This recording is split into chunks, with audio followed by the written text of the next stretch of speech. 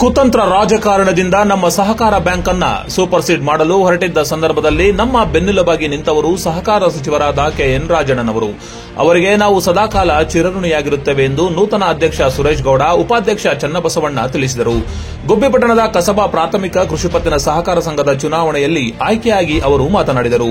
ಇದೇ ಸಂದರ್ಭದಲ್ಲಿ ಮುಖಂಡರಾದ ಕಳ್ಳಿಪಾಳ್ಯ ಲೋಕೇಶ್, ಚಂದ್ರಶೇಖರ ಬಾಬು, ಸಿದ್ದಗಂಗಮ್ಮ ಸೇರಿದಂತೆ ಎಲ್ಲಾ ನಿರ್ದೇಶಕರುಗಳು, ಅವರ ಅಭಿಮಾನಿಗಳು ಸಿಹಿ ತಿನಿಸಿ ಪಟಾಕಿ ಸಿಡಿಸಿ ಸಂಭ್ರಮವನ್ನು ಪಟ್ಟರು.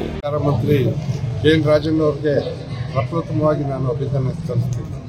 ಯಾಕೆ ಅಭಿನಂದನೆಗಳನ್ನ ಅವ್ರಿಗೆ ಸಲ್ಲಿಸಬೇಕು ಅಂದ್ರೆ, ಕುತಂತ್ರ ರಾಜಕಾರಣದಿಂದ ನಮ್ಮ ಸಹಕಾರ ಸಂಘನ ಸೂಪರ್ ಸೀಡ್ ಮಾಡಕ್ಕೆ ಹೊರಟಿದ್ರು ಕೆಲವು ಪಟ್ಟಭದ್ರ ಹಿತಾಸಕ್ತಿಗಳು.